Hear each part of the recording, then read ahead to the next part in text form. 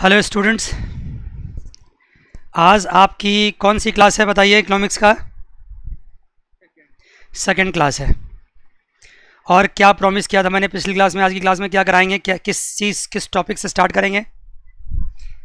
What are the what are the difference between macro and micro economics. देखिए topic साफ साफ लिखा हुआ है। यस जी, सबसे पहले लिखिए आप क्लास नंबर टू, और उसके बाद हम फिर यह टॉपिक स्टार्ट करेंगे।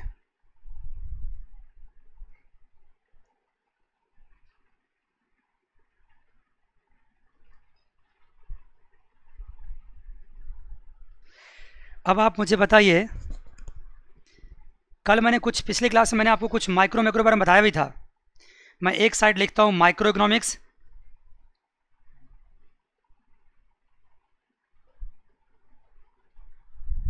और दूसरी साइड लिखता हूँ macro economics.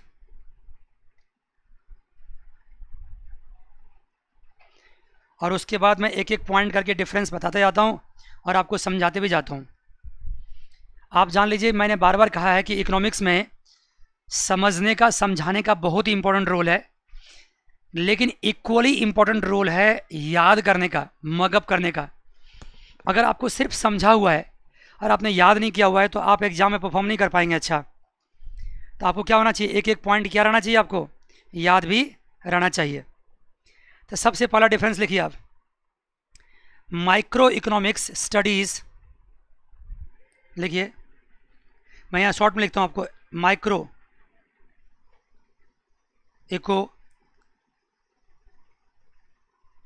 Studies, micro economics studies economic relationship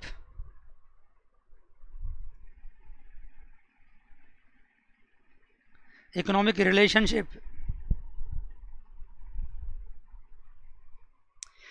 relationships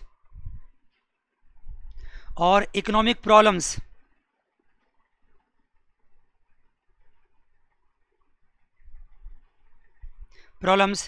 at the level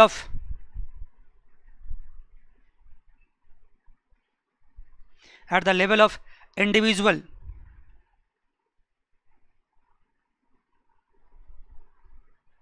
that is individual firm,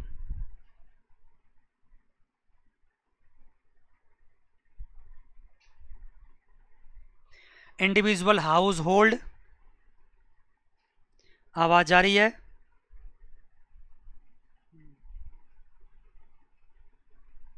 individual household और an individual consumer.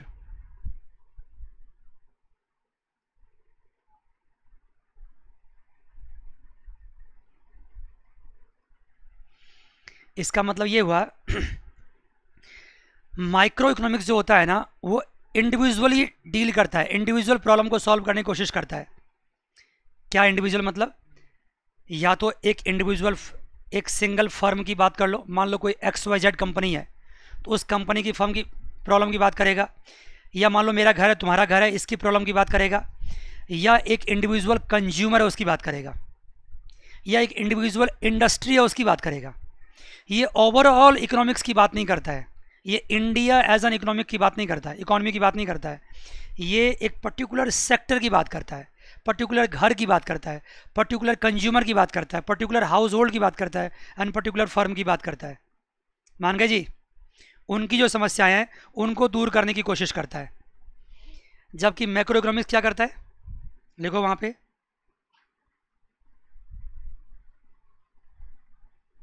Macro economics studies economic relationship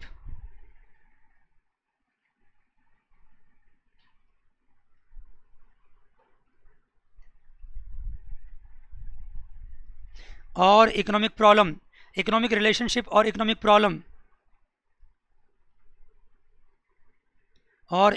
problem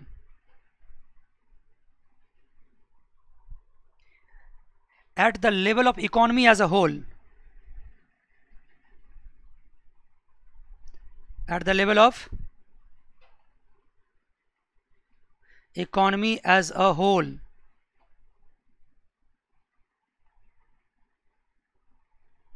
at the level of economy as a whole. इसका मतलब समझे, यहां ये हुआ कि ये किसी एक मार्केट की बात नहीं करता है, किसी एक इंडस्ट्री की बात नहीं करता है, ये पूरे इंडिया की बात करता है, पूरे इंडिया एज एन इकोनॉमी मानता है ये। और उस इकोनॉमी में जितने भी इंडस्ट्रीज हैं, जितने भी कंज्यूमर्स हैं, जितने भी हाउस होल्ड है, जितने भी फर्म है, सबकी सबकी बात टुगेदर करता है, एक साथ करता है ये। मान गए? मैं एग्जांपल देके समझाता हूँ। देखो, जैसे मान लो अगर मैं कहूँ कि मार्केट में वेजिटेबल्स की क्या प्राइस है, तो मैंने किसकी बात करी? सिर्फ एंड सिर्फ वेजिटेबल्स की बात करी ना। तो अगर मैं सिर्फ वेजिटेबल्स की प्राइस की बात करता हूँ तो इसका मतलब है, और वो भी मैं दिल्ली के मार्केट की बात करता हूँ, ऑल ओवर इंडिया की मार्केट की बात नहीं करता हूँ, सिर्फ मैं दिल्ली के मार्केट में वेजिटेबल्स की क्या प्राइस है ये बात कर रहा हूँ। देखो यहाँ क्या हो गया, मेरे लिए जो स्टडी है वो क्या है? वेजिटेबल्स की प्राइस है, और वो कौन सी मार्केट की है? दिल्ली की मार्केट की है। तो ये पूरे इंडिया के वेजिटेबल्स की प्राइस की बात तो नहीं हो रही है ना? नहीं हो रही है। इसका मतलब ये सब्जेक्ट किस टॉपिक में किस इकोनॉमिक्स में डील होगा? माइक्रो या मैक्रो में? माइक्रो में।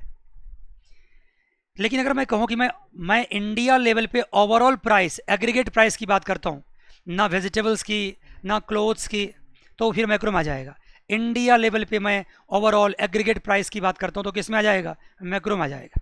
अब देखो, अब सुनो एक चीज़ और। अगर मैं कहता हूँ कि तुम्हें नौकरी नहीं मिल रही है, मुझे नौकरी नहीं मिल रही है, तुम नौकरी करते हो, मैं नौकरी करता हूँ, मुझे कहाँ नौकरी मिलेगी, मेरे लिए नौकरी की क्या व्यवस्था होगी, ये सब बातें क्या है?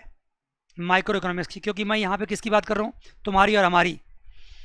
अगर मैं ये कहूँ कि पूरा ऑल ओवर इंडिया में एम्प्लॉयमेंट ज़्यादा है या कम है, या एम्प्लॉयमेंट कैसे जनरेट होगा, कैसे इसको और बढ़ाया जा सकता है, तो जब मैं इंडिया लेवल पे एम्प्लॉयमेंट की बात करता हूँ तो फिर तुम्हारे हमारे अपनी बात नहीं करता हूँ, बल्कि ओवरऑल सब लोगों की बात करता हूँ। तो फिर ये किस में आ गया? मैक्रो में आ गया। मान गए जी? ठीक है। अगर मैं कहता हूँ कि भाई दिल्ली में गाड़ी की डिमांड ज़्यादा है, कार्स की डिमांड ज़्यादा है, या गांव में फिर कार की डिमांड कम है, तो मैं क्या किया? मैं एक दिल्ली मेट्रो सिटी की बात कर रहा हूँ या फिर एक विलेजेस की बात कर रहा हूँ, अलग अलग यूनिट्स, अलग अलग इकोनॉमी की बात कर रहा हूँ। ये फिर माइक्रो नहीं है, सॉरी, ये फिर मैक्रो नहीं है। अगर मैं फिर बात करूँ और ओवरऑल इंडिया में गाड़ी की क्या डिमांड है या उसकी क्या प्राइस है, तो फिर अगर मैं ऐसी बात करता हूँ तो फिर ये क्या हो जाता है? Macro economics. मतलब पूरे इंडिया लेवल पे एम्प्लॉयमेंट की बात करना, इंडिया लेवल पे प्राइस की बात करना, इंडिया लेवल पे सप्लाई की बात करना, ये सब मैक्रो इकोनॉमिक्स है। और किसी पर्टिकुलर मार्केट की डिमांड, किसी पर्टिकुलर मार्केट की प्राइस, इसकी बात करना क्या है? Micro economics. मुझे विश्वास है कि आपको समझ में आ गई होगी बात यहाँ तक। ठीक है, नहीं तो फिर सेकंड पॉइंट पाइए, सेकंड पॉइंट पे और भी क्लियर हो जाएगा। सेकंड पॉइंट देखिए, सेकंड पॉइंट कहता है micro economics is basically concern with, लिखो माइक्रो इको, डॉट लिख दिया यहाँ पे, is basically concerned with, micro eco is basically concerned with determination of output,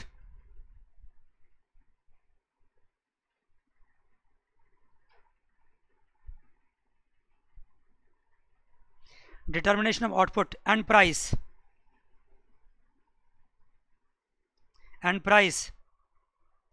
for an individual firm, for an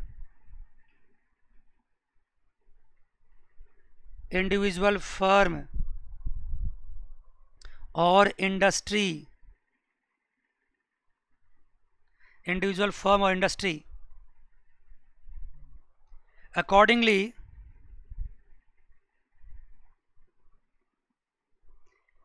micro eco is briefly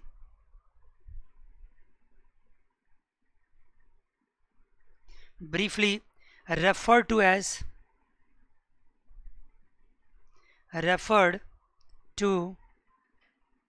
as the theory of price.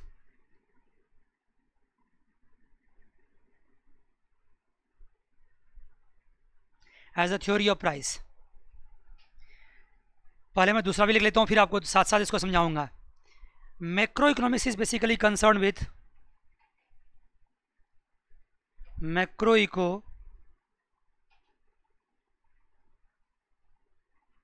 is basically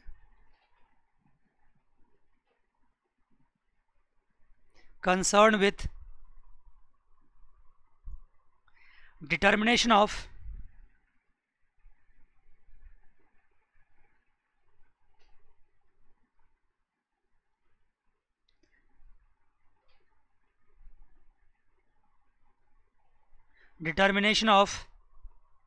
aggregate output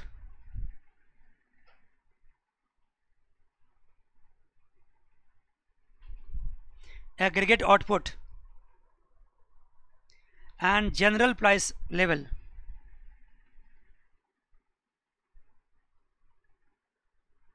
general price level, साथ साथ आप भी लिखते जाओ, general price level in the economy,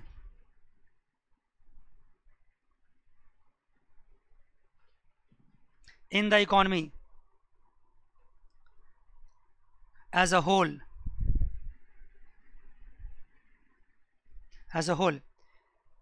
accordingly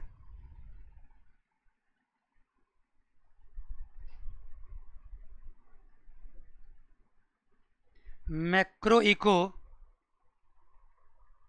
is briefly referred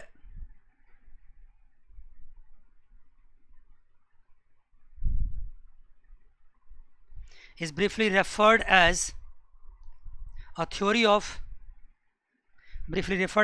a theory of income and employment,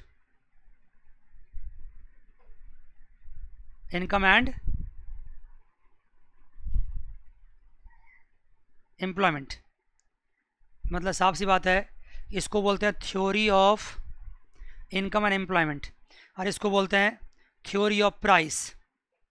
अगर मैं theory of price की बात करूं तो इसका मतलब माइक्रो इको है। अगर मैं इनकम की बात करूं, ओवरऑल इनकम की बात करूं और एम्प्लॉयमेंट की बात करूं तो मैक्रो है। अब देखो और चीज़, concern with output and price. अगर मैं इंडिविजुअल फर्म के आउटपुट एंड प्राइस की बात करूं तो इसका मतलब ये माइक्रो है। अगर मैं एग्रीगेट आउटपुट की बात करूं एंड जनरल प्राइस की बात करूं, देखो एग्रीगेट आउटपुट का मतलब क्या हुआ। अब देखो अगर मैं ये आपसे पूछता हूँ कि कपड़े की कितनी प्रोडक्शन है पूरे ऑल इंडिया में, वेजिटेबल्स कितना, राइस कितना, मेज़ कितना है और सब इंडिविजुअल आइटम्स कितने कितने हैं, तो ये माइक्रो की बात हो जाती है। लेकिन मैं कहता हूँ कि ओवरऑल प्रोडक्शन कितनी है, तो उस ओवरऑल प्रोडक्शन को ही बोलते हैं एग्रीगेट आउटपुट। क्या बोलते हैं? Aggregate. All together is called aggregate.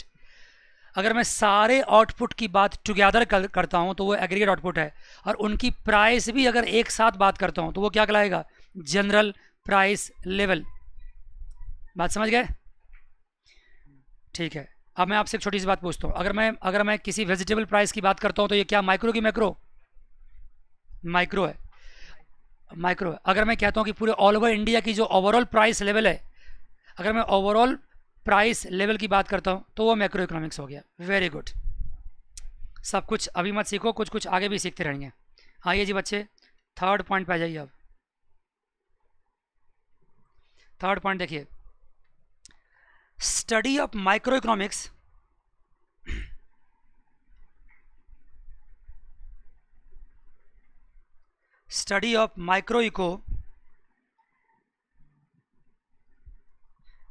assumes that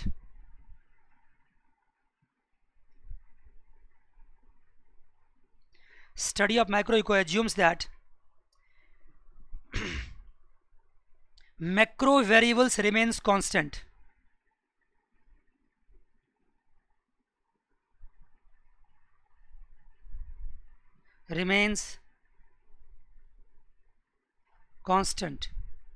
ये बड़ी अच्छी बात सिखाने जा रहा हूँ, इसको ढंग से समझना पड़ेगा।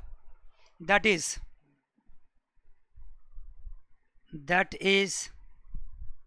it is assumed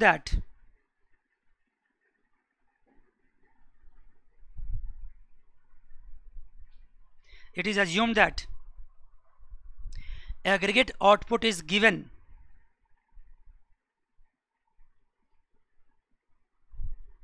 aggregate output is given, aggregate output is given while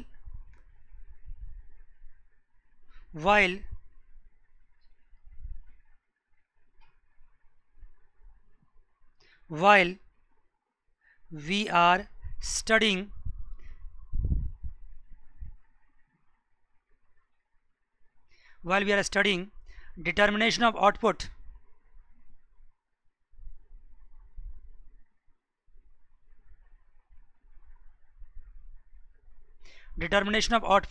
and price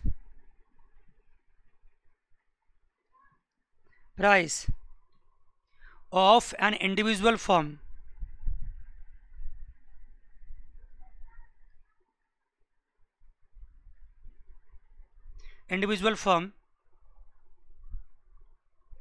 और इंडस्ट्री। देखो इसका क्या मतलब हुआ, इसका मतलब ये हुआ कि जब हम माइक्रो इको की स्टडी करते हैं, माइक्रो इकोनॉमिक्स की, मेरी बात सुन रहे हैं आप? माइक्रो इको की स्टडी का मतलब मैं किसी पर्टिकुलर मार्केट की बात करता हूँ, पर्टिकुलर प्रोडक्ट की बात करता हूँ। अगर मैं इंडिविजुअल बेसिस पे किसी मार्केट, फॉर्म, इंडस्ट्री की बात करता हूँ तो माइक्रो है। अगर मैं उसकी बात करता हूँ तो मैं ये मान कर चलता हूँ कि overall aggregate output is given, मतलब मैक्रो इको गिवन है, वो कांस्टेंट है, उसमें कोई चेंज नहीं आ रहा है। बहुत ही इंपॉर्टेंट पॉइंट है। देखो मुझे एक बात बताइए, अगर किसी दो बच्चों में आप कंपैरिजन करते हैं कि दोनों में से कौन इंटेलिजेंट है, बात समझ गए? तो आप क्या मानकर चलते हैं? आप ये मानकर चलते हैं कि दोनों बच्चों की इंटेलिजेंस ही हम कंपेयर तो कर रहे हैं कि दोनों में कौन इंटेलिजेंट है, लेकिन आप ये मानकर चलते हैं कि दोनों बच्चों के जो हेल्थ है और जो उनके अदर इश्यूज़ है वो सारे कांस्टेंट। आप ये मानते हैं दोनों ठीक ठीक देखता है, दोनों ठीक ठीक समझता है, दोनों ठीक ठीक चलता है, दोनों ठीक ठीक दौड़ता है और दोनों एकदम इक्वली ग्रो कर रहा है। जब दोनों बच्चा इक्वली ग्रो कर रहा है, सेम एज का है, सब कुछ उनके सारे प्लेटफॉर्म बराबर हैं, तब जा कर के आप अगर कंपेयर करते हो कि दोनों में से कौन इंटेलिजेंट है, तो ये कंपैरिजन सही मानी जाती है। बात समझ गए? जैसे मान लो कि मेरे में और तुम्हारे में अगर कंपैरिजन हो जाए तो ये कोई कंपैरिजन नहीं बनता है। पूछो क्यों? ना हमारा तुम्हारा एज सेम है, हमारा एज तुम्हारा एज सेम नहीं है, बहुत का डिफरेंस है। ना हमारी तुम्हारी समझ सेम है, ना हमारी तुम्हारी ग्रोथ सेम है, अलग अलग है सब कुछ। तो इस परिस्थिति में हमारी और तुम्हारी इंटेलिजेंसी का कंपैरिजन नहीं हो सकता है। लेकिन अगर मान लो तुम्हारे क्लास के बच्चे में से किसी दो बच्चों की कंपैरिजन करें हम, तो फिर हम कंपैरिजन कर सकते हैं और वो कंपैरिजन सही है। लेकिन कंपैरिजन करने से पहले आपने क्या मान लिया कि दोनों बच्चों के अदर पैरामीटर्स क्या है, कांस्टेंट है, वो गिवन है और वो सेम है सबके लिए। अगर मान लो कि आप हैं जो बिल्कुल ठीक ठाक देखते हैं, समझते हैं, चलते हैं, फिरते हैं, आपकी कंपैरिजन अगर किसी ऐसे बच्चे से हो जाए जो भगवान न करे ऐसा हो, लेकिन वो क्या हो, बीमार हो, उनका हेल्थ ठीक ना हो, उनका दिमाग ढंग से काम ना करता हो, तो उस परिस्थिति में अगर आप दोनों की कंपैरिजन की जाएगी तो ये कंपैरिजन सही नहीं माना जाएगा। मानते नहीं मानते बात को? तो जब भी कभी आप किसी मार्केट की स्टडी करोगे तो आप ये मानकर चलोगे कि मैक्रो लेवल पे, ओवरऑल इंडिया बेसिस पे एग्रीगेट आउटपुट क्या गिवन है, वो कांस्टेंट है, उसमें कोई चेंज नहीं हुआ है।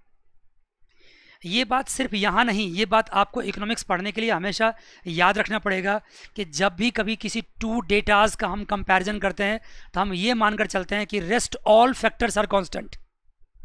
मान गए जी? Rest all factors are constant. जब तक हम अदर फैक्टर्स को कांस्टेंट नहीं मानेंगे तब तक कंपैरिजन पॉसिबल नहीं है। आप समझ गए कि आगे फिर दोबारा से कोई एग्जांपल दूं मैं आपको? समझ गए? समझ गए? फिर भी मैं एक छोटा सा एग्जांपल और देता हूं। आपने कभी रेसलिंग देखी है? तो उसमें क्या होता है, दो पहलवान आपस में लड़ते हैं लेकिन दोनों की वेट क्या होती है, सेम, दोनों का हर पैरामीटर सेम रखा जाता है, तब जाके दोनों की फाइट होती है।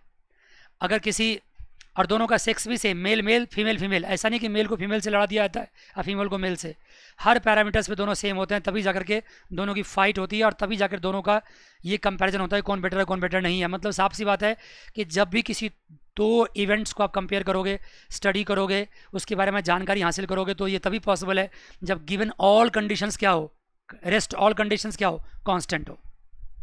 ठीक है जी, समय में तो अच्छी बात है, नहीं तो इतना कम से कम याद कर लीजिए कि माइक्रो इकोनॉमिक्स को अगर पढ़ना चाहते हैं, माइक्रो इकोनॉमिक्स की स्टडी करना चाहते हैं, तो आप क्या मानकर चलोगे कि macro variables are what, constant, जो मैक्रो फैक्टर्स है वो कांस्टेंट, मान गए जी? Yes sir. जबकि इसका उल्टा क्या है, यहाँ थर्ड पॉइंट लिखेंगे जस्ट इसका उल्टा, रिवर्स। रिवर्स मतलब क्या, स्टडी ऑफ माइक्रो इको के बदले क्या लिख देंगे, स्टडी ऑफ मैक्रो इको, लिखो यहाँ पे। जब हम मैक्रो इको की बात करेंगे तो क्या मान के चलेंगे कि माइक्रो कांस्टेंट है।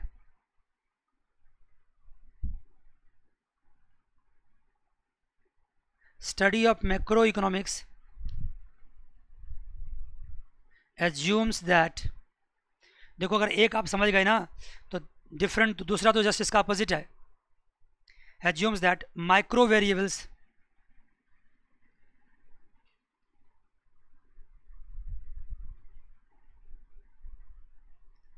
remains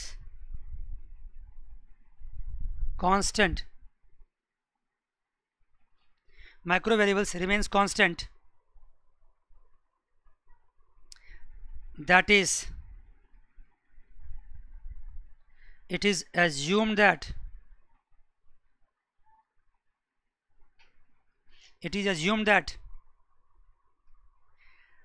distribution of income remains constant,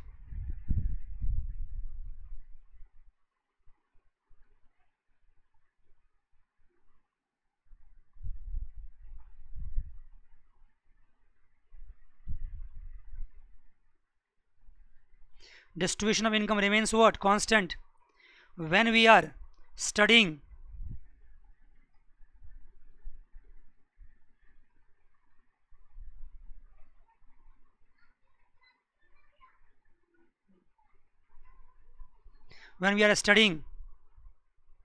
the determination of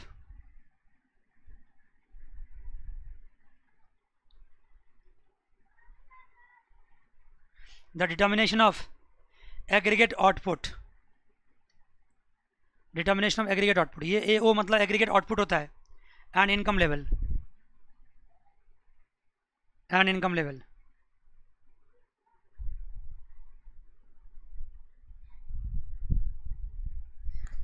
इसका साफ मतलब है कि थर्ड पॉइंट में जो मैंने माइक्रो के बारे में लिखा है उसका जस्ट अपोजिट मैक्रो के बारे में लिखा है। मतलब जब हम माइक्रो की बात करते हैं तो मैक्रो गिवन है, मैक्रो कांस्टेंट है। जब मैं मैक्रो की बात करता हूँ तो माइक्रो वेरिएबल्स क्या है, गिवन है, कांस्टेंट है। आइए जी फोर्थ पॉइंट,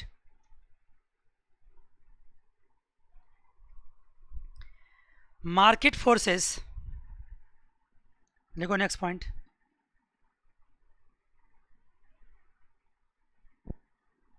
मार्केट फोर्सेस क्या है,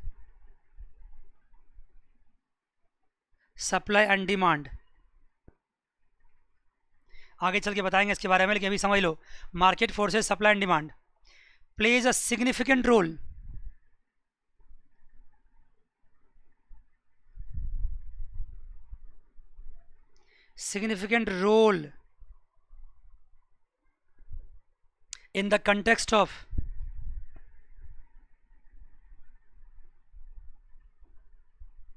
in the context of microeconomic problem,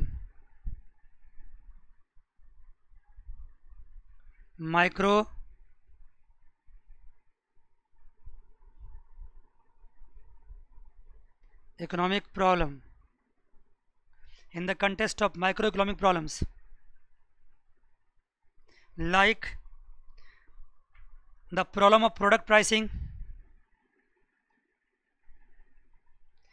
the problem of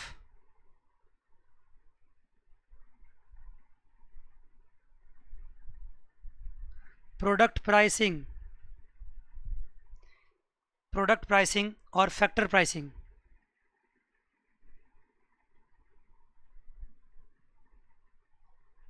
like the problem of product pricing और फैक्टर प्राइसिंग।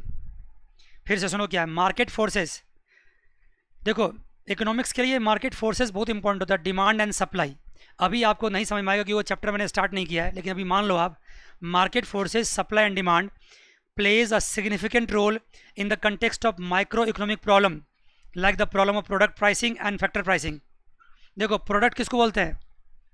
जितनी भी चीज़ आप कंज्यूम करते हैं, जैसे वेजिटेबल्स है, क्लोथ्स है, कार है, हाउस है, सब कुछ ये क्या है? प्रोडक्ट है। तो इनकी प्राइसिंग कैसे डिसाइड होती है?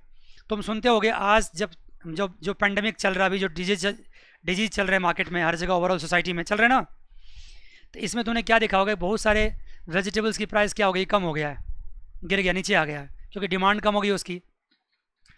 इसका मतलब है कि मार्केट में क्या डिमांड है, क्या सप्लाई है, ये बड़ा इंपॉर्टेंट रोल प्ले करता है उसकी प्राइस डिसाइड करने में। अगर प्रोडक्ट की प्राइस डिसाइड करनी हो, अब तुम देखते हो जैसे मान लो शादी ब्याह का टाइम होता है, शादी मैरिजेस के टाइम होते हैं, उस वक्त क्या होता है? हर चीज़ की कीमत बढ़ जाती है, हर चीज़ की कीमत बढ़ जाती है, क्योंकि वहाँ पर डिमांड क्या होता है? बहुत ज़्यादा। और शादी ब्याह का टाइम खत्म हो गया, कीमत कम हो जाती है। कोई फेस्टिवल्स का टाइम है, कीमत बढ़ जाता है। फेस्टिवल्स खत्म हुआ, कीमत कम हो जाता है। इसका मतलब है कि मार्केट में क्या डिमांड है और क्या सप्लाई है, इस बेसिस पे किसी भी प्रोडक्ट की प्राइस क्या होती है? डिसाइड होती है। अब यहाँ प्रोडक्ट प्राइस की बात होगी, अब यहाँ फैक्टर प्राइसिंग की बात होती है। देखो फैक्टर प्राइसिंग का मतलब क्या है, समझते हो आप? जब आप प्रोडक्शन करते हैं ना, प्रोडक्शन, जब आप मैन्युफैक्चरर है, आप प्रोडक्शन करते हैं, तो प्रोडक्शन करने के लिए आपको लैंड, लेबर, कैपिटल और एंटरप्रेन्योर की ज़रूरत पड़ती है, जो मैंने पिछली क्लास में बात की थी आपसे। तो ये चार फैक्टर्स को हम क्या बोलते हैं? फैक्टर ऑफ प्रोडक्शन बोलते हैं, या इनपुट फैक्टर्स बोलते हैं। तो ये लैंड, लेबर, कैपिटल, एंटरप्रेन्योर, इसकी भी प्राइसिंग करनी होती है। और इसकी भी प्राइसिंग कौन डिसाइड करता है? Supply and demand. भाई आपके घर में हम किराए पर रहते हैं, आप मुझसे कुछ रेंट मांगोगे, तो रेंट कैसे डिसाइड होगा? घर की क्या डिमांड है। अगर आपके घर में रहने वाले लोगों की डिमांड बहुत ज़्यादा है, तो आप क्या करो? रेंट बढ़ा दोगे। सुन रहे हो मेरी बात? यस। अगर आपके घर में रहने वाले लोगों की डिमांड ज़्यादा है, आपके घर को लोग ज़्यादा पसंद कर रहा है, तो ऑफकोर्स आप प्राइस क्या करोगे? बढ़ा दोगे। अगर मान लो लेबर की बहुत डिमांड है, तो लेबर क्या करेगा? अपना प्राइस बढ़ा देगा। तो अल्टीमेटली चाहे प्रोडक्ट की प्राइसिंग हो या फैक्टर की प्राइसिंग हो, ये दोनों प्राइसिंग कौन डिसाइड करता है? सप्लाई एंड डिमांड, जिसको मार्केट फोर्सेस कहते हैं। अगर आप 100% अभी समझने की कोशिश करोगे तो समझ नहीं पाओगे। जितना समझ गए उतनी अच्छी बात है, नहीं समझ गए और भी अच्छी बात है। बस क्या कीजिए, अब ये पॉइंट याद रख लीजिए, मुझे विश्वास कीजिए, 2-3 चैप्टर जब हम वो पढ़ाएंगे ना, सब कुछ अपने दिमाग में खुद ब खुद घुस जाएगा, चिंता मत करना। आइए जी, फोर्थ पॉइंट यहाँ देखिए क्या है। फोर्थ पॉइंट यहाँ है, government policies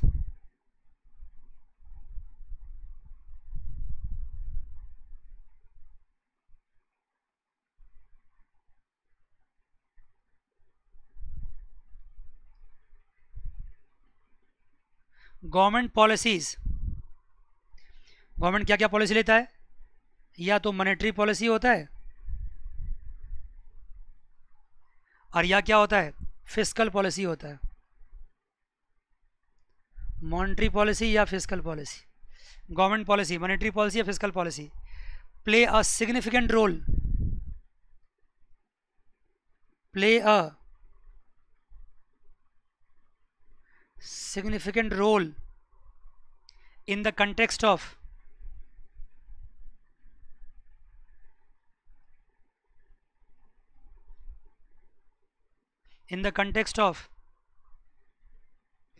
macroeconomic problem.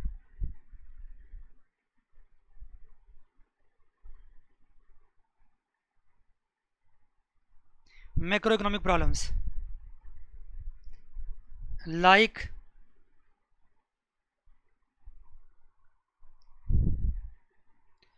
like the problem of employment, like the problem of unemployment, like the problem of unemployment, poverty and inflation, poverty and inflation. इसको समझो, ये बड़ा अच्छा लगेगा सुनने में आपको। देखो अभी मैंने क्या कहा कि माइक्रो इकोनॉमिक्स में, माइक्रो में जो प्राइस डिसाइड होता है ना, वो डिमांड एंड सप्लाई से डिसाइड होता है। और डिमांड एंड सप्लाई को क्या बोलते हैं हम? जल्दी बोलो। Market forces. क्यों जी, बात समझ में आ रही? बात क्या कहना चाह रहा हूं मैं ये कहना चाह रहा हूं, ये मार्केट फोर्सेस को डिमांड एंड सप्लाई क्या बोलते हैं? Market forces. और ये डिमांड एंड सप्लाई क्या करता है? प्रोडक्ट की प्राइस एंड फैक्टर की प्राइस डिसाइड करता है। अब अगर मैं मैक्रो इको की बात करूं तो मार्केट फोर्स यहां पे ज़्यादा इंपॉर्टेंट नहीं है, यहां इंपॉर्टेंट है गवर्नमेंट पॉलिसीज। गवर्नमेंट का मतलब क्या समझते हैं आप? हमारे यहाँ 3 तरह के गवर्नमेंट चलते हैं, पता है आपको?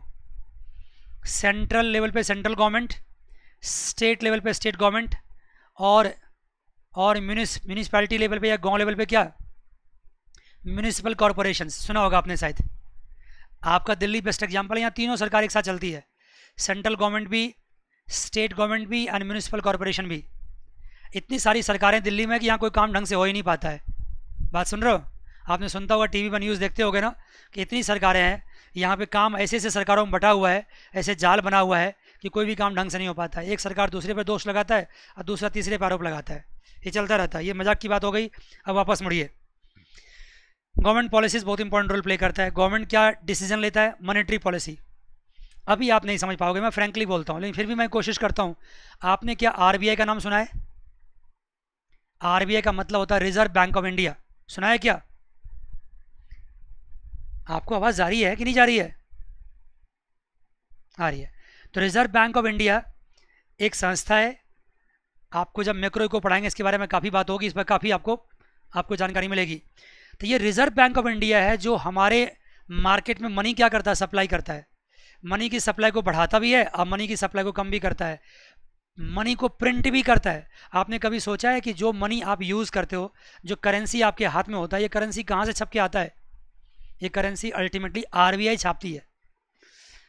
बात समझ गए? तो आपके दिमाग में आता होगा, जब आरबीआई करेंसी छापती है तो आरबीआई इतनी करेंसी छाप दे, इतने पैसे मार्केट में डाल दे कि सबकी पॉकेट में ढेर सारे पैसे हो जाएं। ऐसे बहुत सारे क्वेश्चंस बच्चों के दिमाग में शुरू में आते हैं, इन द बिगिनिंग आते हैं, लेकिन जब हम आपको मैक्रो इको डिस्कस करेंगे तो फिर आपको ये सारी प्रॉब्लम सॉल्व हो जाएगी। अभी आप ये समझ लीजिए कि आरबीआई मॉनेटरी पॉलिसी बनाती है और गवर्नमेंट, भारत सरकार या स्टेट गवर्नमेंट, फिस्कल पॉलिसी बनाती है। गवर्नमेंट की जो पॉलिसी होती है उसको फिस्कल पॉलिसी कहते हैं। और ये monetary policy and fiscal policy दोनों मिला करके काफ़ी इंपॉर्टेंट रोल प्ले करता है किसको डिसाइड करने में? हमारे कंट्री के प्रॉब्लम्स ऑफ अनएम्प्लॉयमेंट को दूर करने में, पॉवर्टी को दूर करने में, इन्फ्लेशन को दूर करने में। अभी अगर आप टीवी पे न्यूज़ सुनते होगे ना, अभी कोरोना के टाइम में क्या हुआ था, अभी सुना होगा आपने 10-15 दिन पहले, कि भारत सरकार ने क्या किया और क्या दावा किया कि हम 20 लाख करोड़ रुपया, सुना होगा आपने, 20 लाख करोड़ रुपया हम क्या कर रहे हैं? अपने इकोनॉमी में मनी पंप कर रहे हैं, लोगों को सपोर्ट कर रहे हैं, जिससे कि कोरोना की वजह से जो हमारा नुकसान हुआ है, जो हमारी इकोनॉमी बैठती चली जा रही है, उस इकोनॉमी को दोबारा से क्या मिले? बूस्ट मिले। सुनाया न्यूज़? बताओ, सुना होगा न्यूज़?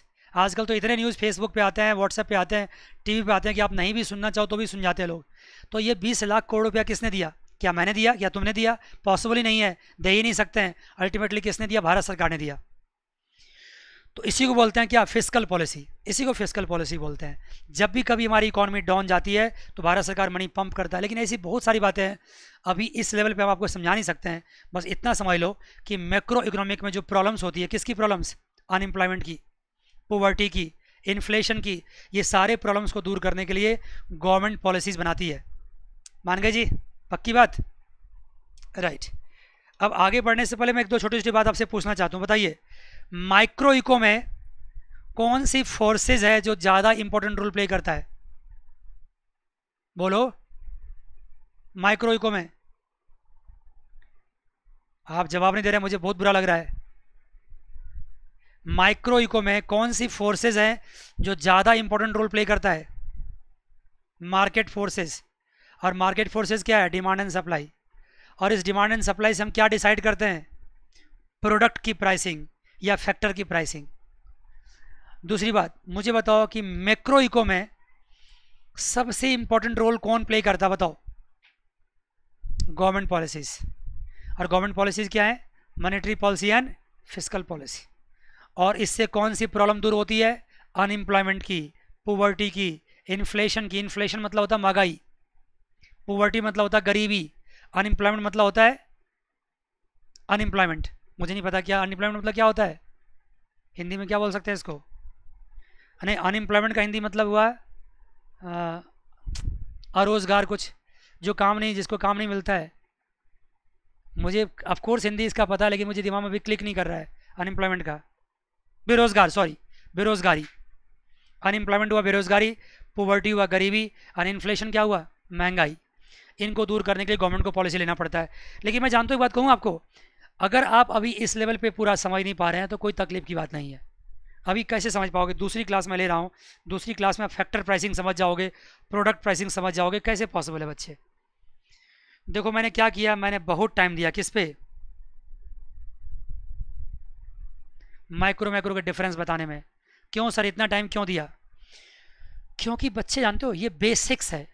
अभी अगर इन सब बातों को अगर हम इग्नोर करके निकल जाएंगे तो आगे चल करके बड़े बड़े चैप्टर्स हमें बहुत परेशान करेंगे। इसलिए अभी मुझे इन सब बातों पे ध्यान देने दो और आप भी ध्यान दो। आइए जी, अब इस चैप्टर का नया नेक्स्ट टॉपिक स्टार्ट करते हैं। और वो नेक्स्ट टॉपिक आपका है positive and normative economics. Heading लिखिए,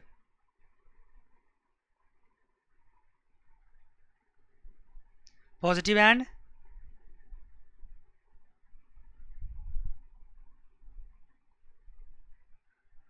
नॉर्मेटिव इकोनॉमिक्स। यस,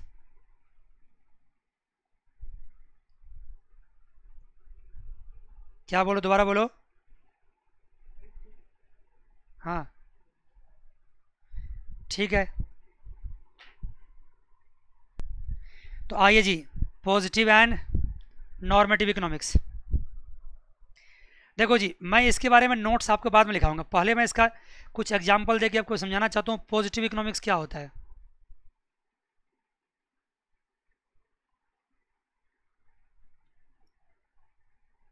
पहले इकोनॉमिक्स का, पॉजिटिव इकोनॉमिक्स का मीनिंग समझ लीजिए, फिर इस पे नोट आपको लिखवाएंगे। देखो मैं एक एग्जांपल से आपको समझाता हूँ। जैसे मान लो अगर मैं एक एग्जांपल देता हूँ, आप सुनना ढंग से इस बात को।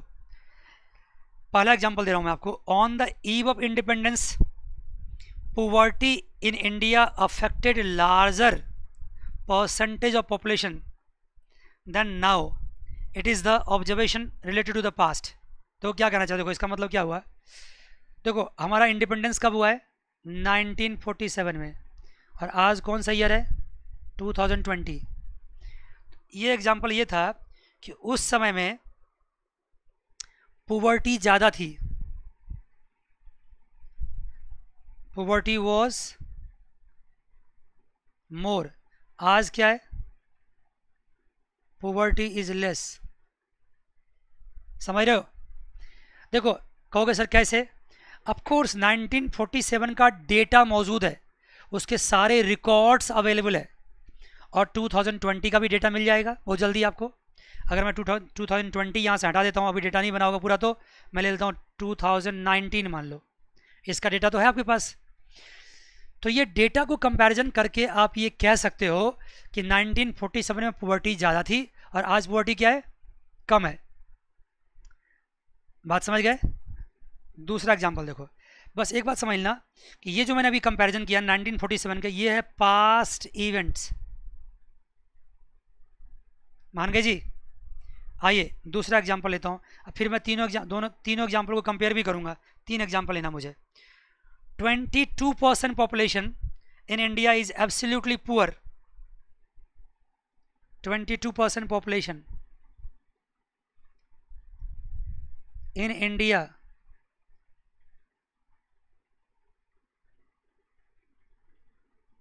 absolutely poor. Absolutely poor मतलब बिलो पॉवर्टी लाइन।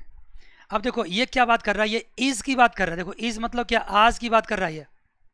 और जानते हो मैंने इससे पहले क्या किया था? वॉज की बात किया था। पॉवर्टी वॉज, यहाँ वॉज की बात किया था। वॉज मतलब हो गया पास्ट इवेंट, और जब मैं इज की बात करता हूँ इसका मतलब किसकी बात कर रहा हूँ? ये मैं बात कर रहा हूँ प्रेजेंट का। आवाज आ रही है आपको? ये मैं बात कर रहा हूँ प्रेजेंट का। तीसरा में आ जाओ। If the population in India continues to grow, अगर इंडिया का पॉपुलेशन इस तरह से बढ़ता रहा, population of India continues to grow at the existing rate, आज के रेट के हिसाब से, the percentage of population below poverty line will exceed 22%। यहां देखो, the percentage of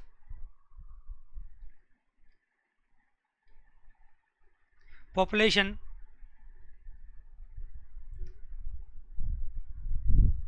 below poverty line will exceeds 22%। यहां पे मैंने एक टर्म इस्तेमाल किया विल। विल का मतलब क्या होता है? फ्यूचर। अब देखो, मैंने 3 पॉइंट लिए यहाँ पे, एक पास्ट इवेंट का लिया, एक मैंने प्रेजेंट का लिया, एक मैंने फ्यूचर का लिया। लेकिन एक अच्छी बात यहाँ पे क्या थी कि जो भी बातें मैंने बोली ना, उसका मेरे पास फैक्ट्स थे, और फिगर भी थे। इसको बोलते हैं फैक्ट्स एंड फिगर। उसका मेरे पास फैक्ट्स एंड फिगर थे। ये बड़ा इंपॉर्टेंट टर्म बोल रहा हूँ मैं आपको पॉजिटिव इकोनॉमिक्स में। मतलब पॉजिटिव इकोनॉमिक्स, मैं उस इकोनॉमिक्स को बोलता हूँ जिसमें फैक्ट्स एंड फिगर क्या होते हैं? Facts and figures are given related to past, present और future. Facts and figures are given related to past, present and future. मतलब साफ सी बात है कि आपको देखो यहाँ पे 1947 में पॉवर्टी ज़्यादा थी। ऑफ कोर्स इसके फैक्ट्स आपके पास मौजूद होंगे, इसके फिगर्स भी आपके पास दिए होंगे, आप जाकर देखो, आपके पास उपलब्ध होगा, गूगल भी सर्च कर सकते हो आप। अभी आपको दूसरा डेटा क्या मिला कि 22% पॉपुलेशन हमारी क्या है? वो पुअर है, बिलो पॉवर्टी लाइन है। इसका भी डेटा मौजूद होगा, इसका भी कुछ ना कुछ फैक्ट्स आपके पास होगा। अगर फैक्ट नहीं होगा तो आपने एग्जैक्टली 22% कहाँ से ले आया? तो फैक्ट तो होगा। और ये कह रहा है कि आने वाले समय में हमारी पॉपुलेशन क्या होगी? 22% से ज़्यादा हमारी बिलो पॉवर्टी लाइन हो जाएगी, अगर पॉपुलेशन ग्रोथ इस तरह से बढ़ता रहा तो यहाँ पे इन्होंने एक टेंटेटिव फिगर नहीं दिया है, एग्जैक्ट फिगर दिया है, और वो किसी न किसी फैक्ट्स एंड फाइंडिंग्स के आधार पे दिया है। तो जब ऐसी डेटा आप प्रेजेंट करते हैं और इस तरह की डिस्कशंस आप करते हैं, इस तरह की स्टडी आप करते हैं, तो इसी स्टडी को क्या बोलते हैं हम? इसी को बोलते हैं पॉजिटिव इकोनॉमिक्स। क्या बोलते हैं इसको बच्चे? Positive economics. ठीक है जी, पॉजिटिव इकोनॉमिक्स। तो आइए थोड़ा सा पॉजिटिव इकोनॉमिक्स के बारे में लिख लीजिए, फिर आपको हम इसके बारे में तब चाहे मैं आपको किसके बारे में, नॉर्मेटिव इकोनॉमिक्स का भी एग्जांपल दूंगा और फिर बताऊंगा। लिख लो थोड़ा लिख लीजिए, हल्का सा 1-2 सेंटेंस लिखिएगा तो और क्लियर हो जाएगा। Positive economics deals with the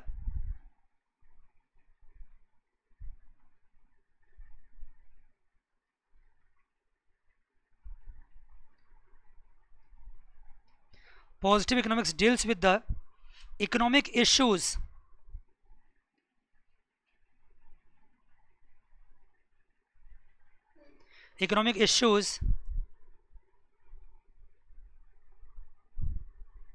related to past, present and future, related to past, present and future, and मत लिखो, और लिखो यार, और future. It deals with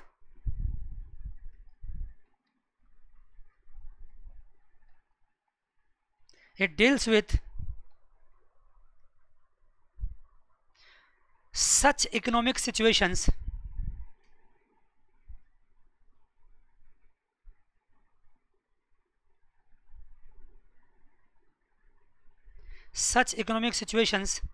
which can be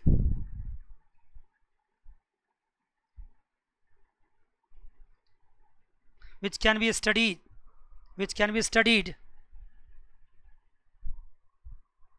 by using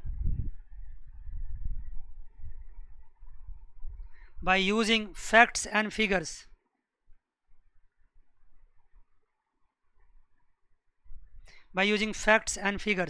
ये फैक्ट्स एंड फिगर्स बहुत इंपॉर्टेंट है, किसके लिए? पॉजिटिव इकोनॉमिक्स के लिए। तो ये इसका डेफिनेशन हुआ और ये इसका पूरा डिस्क्राइब मैंने एग्जांपल देके कर दिया आपको। लेकिन पॉजिटिव इकोनॉमिक्स से अगर आपके दिमाग में एक बात जाता है कि जो फैक्ट्स एंड फिगर्स दिए हुए हैं आपको,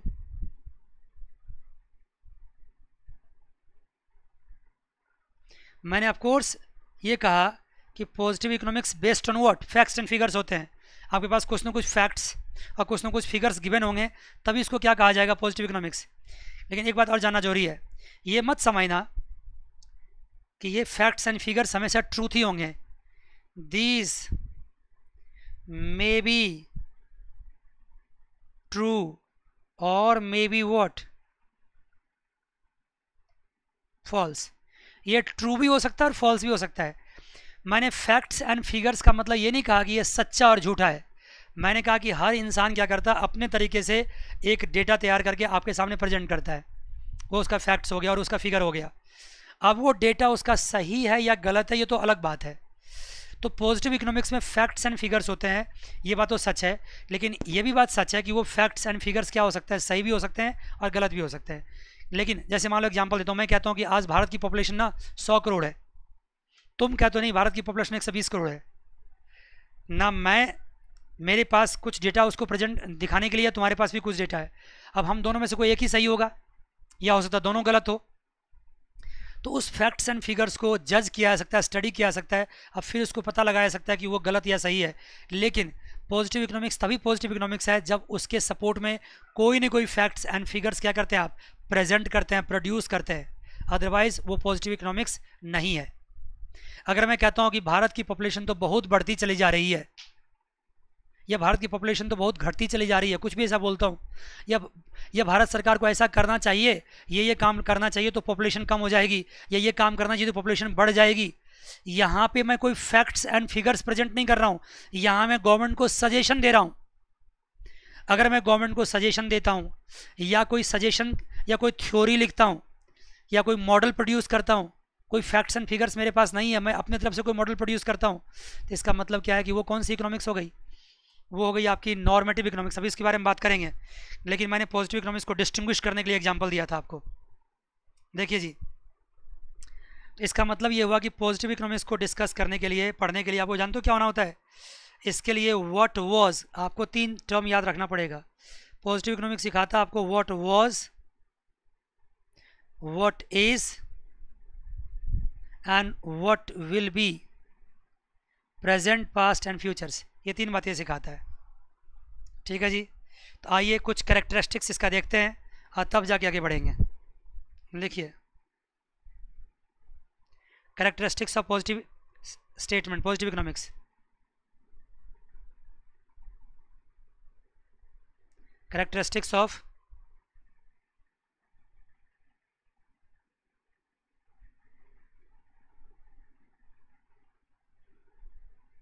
पॉजिटिव इकोनॉमिक्स। सबसे पहला पॉइंट लिखो, these statement highlights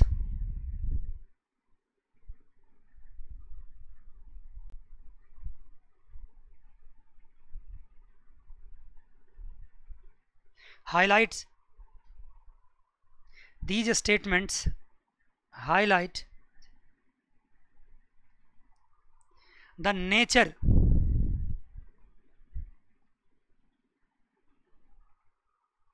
and extent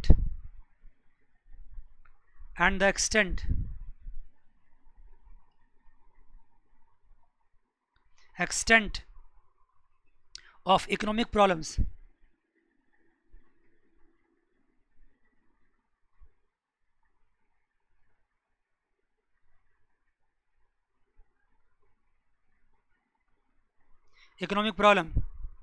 or analyze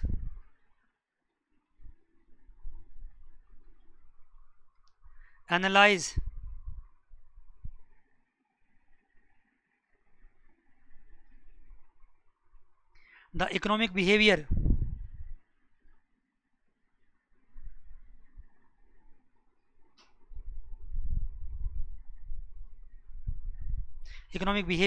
of the people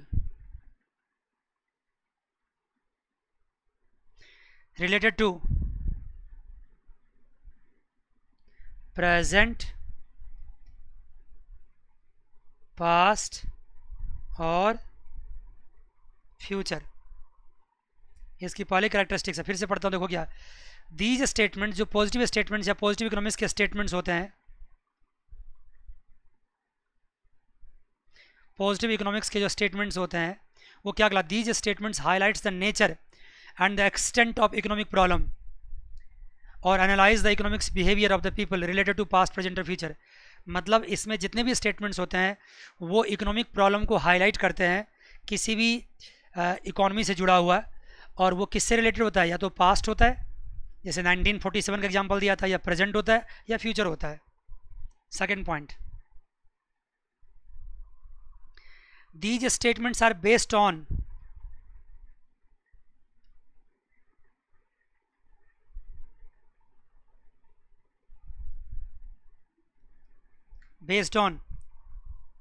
facts and figures.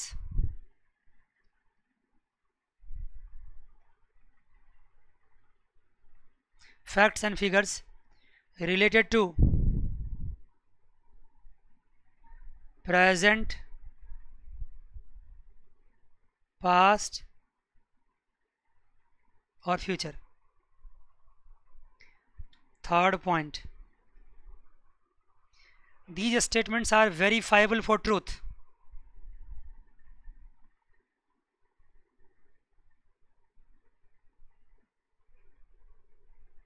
Verifiable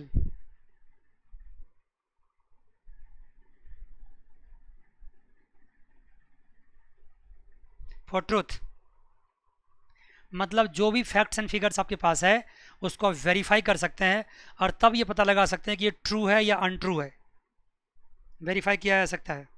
fourth point, these statements do not reflect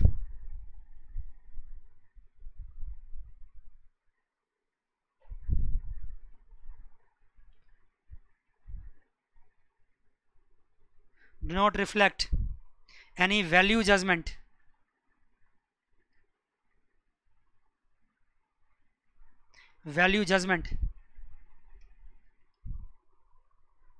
or opinion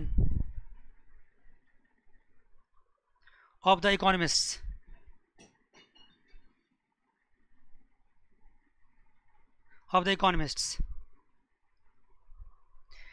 मतलब जो भी statement present, past and future का दिया गया है वो फैक्ट एंड फिगर्स हैं, उसमें किसी भी इकोनॉमिस्ट्स का, जो भी अर्थशास्त्री है हिंदी में उसको बोलते हैं, उसका कोई ओपिनियन नहीं है, उसका कोई सजेशन नहीं है। जैसे मैंने क्या कहा था, अगर कोई इकोनॉमिस्ट ये सजेशन करता है कि गवर्नमेंट को ये ABCD स्टेप्स लेना चाहिए, उससे हमारी इकोनॉमी बूम कर जाएगी, चाहिए जब भी वर्ड लग गया इसका मतलब ये ओपिनियन है, ये सजेशंस है।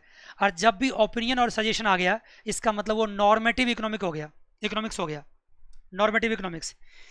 देखना ना, जब नॉर्मेटिव इकोनॉमिक्स की बात करेंगे तो बताएंगे आपको कि नॉर्मेटिव इकोनॉमिक्स में क्या होता है कि इकोनॉमिस्ट, जो भी इकोनॉमिस्ट्स होते हैं वो गवर्नमेंट को सजेस्ट करती है कि ये करना चाहिए, ये नहीं करना चाहिए, और उसमें दुनिया भर के इकोनॉमिस्ट्स होते हैं और हर का अपना अपना क्या होता है, ओपिनियन होता है। और ये पूरा पॉसिबल है कि एक बंदे का ओपिनियन क्या हो जाए, दूसरे बंदे का जस्ट अपोजिट हो जाए। ये इकोनॉमिक वर्ल्ड में ये होता ही है, जितने भी इकोनॉमिस्ट्स होते हैं, जितने भी अर्थशास्त्री होते हैं, एक का दूसरे से ओपिनियन मैच कर भी सकता है, नहीं भी मैच कर सकता है। लेकिन जब कोई बंदा सजेशन देता है, सजेस्ट करता है, ओपिनियन बनाता है, तो इसका मतलब कौन सी इकोनॉमिक्स हो गई है? नॉर्मेटिव इकोनॉमिक्स की बात हो गई। तो मैंने पॉजिटिव इकोनॉमिक्स के बारे में पूरी बात कर दी है, नॉर्मेटिव बारे में कुछ हद तक मैंने समझा दिया है। अब जब मैं अगली क्लास में मिलता हूँ आपसे, तो मैं क्या करता हूँ, पॉजिटिव इकोनॉमिक्स और नॉर्मेटिव इकोनॉमिक्स के बारे में फिर से डिस्कस करेंगे थोड़ा सा, खासकर नॉर्मेटिव बारे में, उसका डिफरेंस भी बताएंगे। और मैं पूरी कोशिश करूँगा कि अगली क्लास में इस चैप्टर को क्या कर दूँ, पूरी तरह से कंप्लीट कर दूँ। ठीक है बच्चों, आज के बस इतना ही, ये आप सब रिवाइज करके रखिए। अगली क्लास में फिर मिलते हैं। God bless you all, take care, bye bye and see you.